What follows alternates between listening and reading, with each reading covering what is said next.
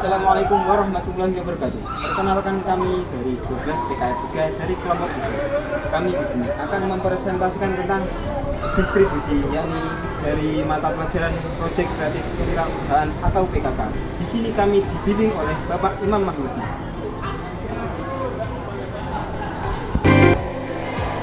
Perkenalkan kami dari kelompok 4 dari kelas 12 TKR 3. Nama saya Muhammad Tauhid Bisa. Nama saya Muhammad Isra Video. Saya Muhammad Isra Samsra. Nama saya Muhammad Makbar. Dan nama saya Muhammad.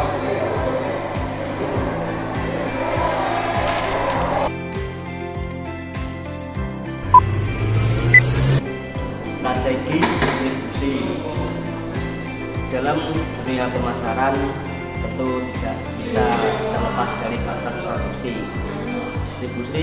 distribusi dan konsumsi. Keseluruhan proses tersebut merupakan serangkaian dari sebuah strategi dalam proses penyaluran. Lalu dalam prosesnya tentu harus mengenal lebih jauh tentang apa yang dimaksud dengan strategi. Strategi distribusi adalah rencana atau cara yang digunakan perusahaan untuk menyalurkan produk dari produsen ke konsumen akhir dengan cara yang paling efisien dan efektif. Strategi ini mencakup pemilihan saluran distribusi langsung atau tidak langsung, intensitas distribusi, eksklusif, selektif atau intensi, serta kerjasama dengan distributor, agen atau pengecer.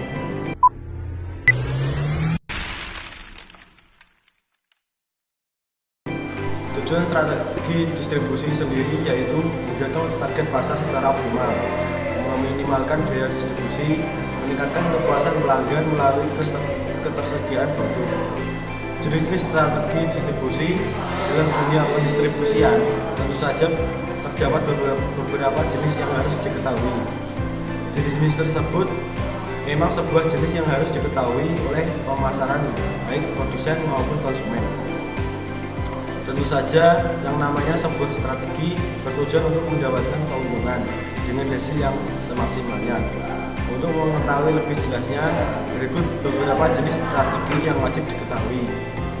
Yang pertama yaitu distribusi intensif, yaitu produk yang disebarkan seluas-luas mungkin, misalnya seperti makanan ringan atau minuman ringan.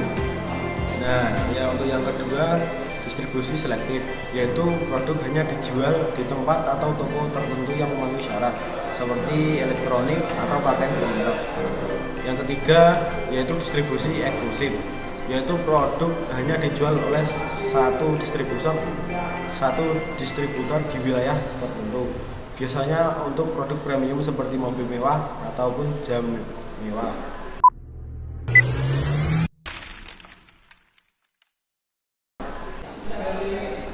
Jenis strategi saluran distribusi sama halnya dengan strategi distribusi retail atau eceran. Strategi ini menjelaskan bagaimana proses produk, barang atau jasa tertentu dapat sampai ke tangan konsumen. Untuk lebih jelasnya, maka dapat dilihat dalam penjelasan berikut ini. Yang pertama, produsen ke konsumen. Jenis strategi yang satu ini merupakan salah satu strategi yang cukup singkat. Strategi ini terjadi cukup singkat, yaitu terjadi antara produsen langsung ke konsumen. Biasanya jenis yang satu ini terjadi dengan cukup singkat, di mana produk yang dihasilkan oleh produsen langsung diberikan atau berpindah tangan langsung ke tangan konsumen. Yang kedua, produsen, pengecer, dan konsumen. Berbeda dengan strategi yang sebelumnya, strategi yang satu ini memiliki penghubung antara keduanya. Perbedaan yang satu ini adalah dengan adanya pengecer di antaranya, maka produsen tidak langsung memberikan barang produksinya ke konsumen, namun terlebih dahulu melewati pengecer. Melalui pengecer ini, nantinya produsen tidak akan langsung menemui konsumennya. Hal ini tentu juga sebagai langkah pemasaran yang tepat. Yang ketiga, produsen ke pedagang besar, kemudian pengecer dan konsumen. Untuk yang satu ini, tentu saja produsen yang dimaksud adalah produsen dengan tingkat produktivitas yang tinggi. Selain itu, produsen tentu saja akan memberikan atau menaruh produknya pada sebuah perusahaan besar yang dalam hal ini akan disebut sebagai pedagang besar. Setelah sampai di pedagang besar, produknya tidak akan langsung turun ke tangan konsumen secara langsung. Setelah berada di tangan pedagang besar, maka produk akan disalurkan ke pengecer dan pihak pengecer akan menjualnya langsung kepada konsumen. Nah, yang keempat, produsen melalui agen, pengecer, konsumen. Untuk strategi yang satu ini, kebanyakan akan menggunakan agen yang memang telah ditujukan sebelumnya. Penunjukan tersebut merupakan langkah yang preventif dan menunjang keberlangsungan produk dari tangan produsen. Biasanya, setelah produk sampai di tangan agen, maka agen akan mencari pengecer yang tepat untuk ditujukan sebagai penyalur. Proses penyaluran tersebut nantinya akan menjadi kunci yang cukup efektif dalam pemasaran produknya. Cara ini terkesan lebih khusus, namun cara yang satu ini cukup memberikan dampak serta hasil yang sangat efektif.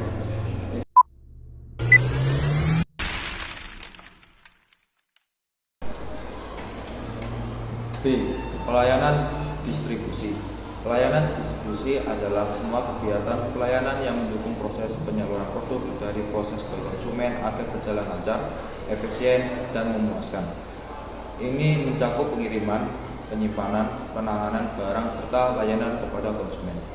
Fungsi pelayanan distribusi yang pertama, menjaga kualitas dan keamanan barang selama proses pengiriman. Nomor 2, memastikan pengiriman dilakukan dengan cepat dan tepat waktu. Nomor 3, memberikan informasi status pengiriman pada pelanggan. Nomor 4, menyediakan layanan pengembalian barang jika ada kerusakan atau ketidaksesuaian. Dan yang terakhir, memberikan layanan terhadap keluhan pelanggan seperti menangani keterlambatan, kerusakan produk, atau kesalahan pengiriman. Penanganan keluhan yang cepat dan profesional sangat penting untuk menjaga kepercayaan dan kepuasan pelanggan.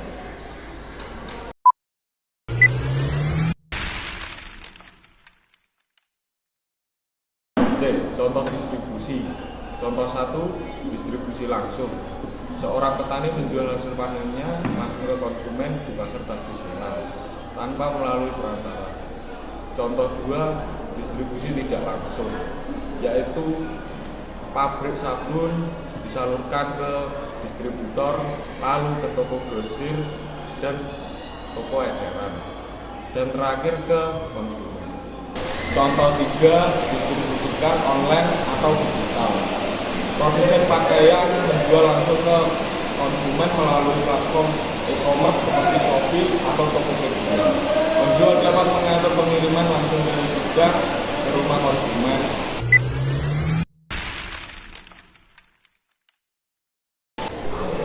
Jadi strategi distribusi memang menjadi salah satu langkah preventif yang tepat guna dalam proses pemasaran yang efektif. Itu memberikan dampak serta hasil yang maksimal. Tentu saja harus ada acara serta penunjukan agen yang tepat. Hal yang perlu diperhatikan dalam membangun strategi distribusi yang optimal adalah dengan melakukan manajemen inventory dan optimal agar seluruh stok Anda selalu berada dalam kendali. Sekian presentasi dari kelompok kami tentang distribusi. Terima kasih. Bila ada kesalahan atau kekurangannya, mohon maaf. Wassalamualaikum warahmatullahi wabarakatuh.